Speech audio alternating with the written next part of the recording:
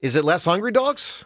I don't think so. I think that these guys are very motivated to play well. I think when everything is clicking and everyone is confident in where they're going and what's happening, you end up playing more aggressive. And to me, again, we talked about it a little bit earlier in the show. I do see times where guys are going to the same player. I do see times where everyone's not locked into the communication and what's happening. And I think that causes indecision, which causes people to not be as aggressive. I'm used to the Philadelphia Eagles running off the ball on double team blocks, and I think that's happened less this year. And it's hard to know whether that is indecisiveness or they're just more hampered with injury at times, or whether teams have gotten better at defending those types of things. I do definitely see Seth's point on guys winning late, and that's one thing. You blocking to the echo of the whistle, maintaining proper leverage.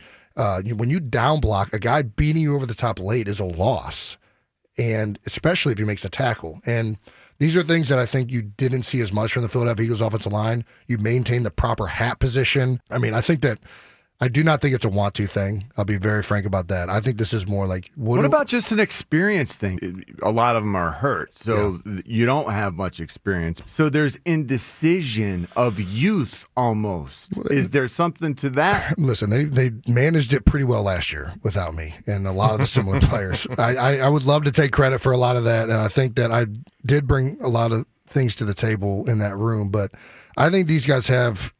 the unfortunate circumstance of guys being in and out of the lineup, people being hampered by injury, and just not being as cohesive of a unit as they've been in the past. And hopefully with more reps and time and games, they will develop that. I do think, to Seth's point, there is a moment where, like, as an offensive line, there is a pride thing to it. And I remember, like, when we would struggle, we would go into practice on a Wednesday, and you would be so geared up for mate blocks in practice.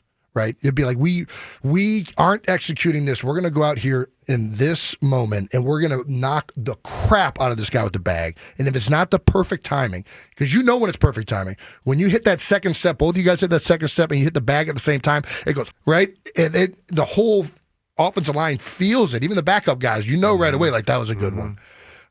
Those are the things that you would do, and me and Brandon Brooks would sit there and would be like, all right, was this the right, I think I went a little bit too far on that one. I think I went a little bit too less on that one. Like, all of these little things so that you feel good going into the game, and you go out in the field and you can execute it at a high level, and we're going to beat the crap out of this nose guard on inside zone. We're going to double team the piss out of them. And I think those are the things that I do hope that these guys are doing in practice,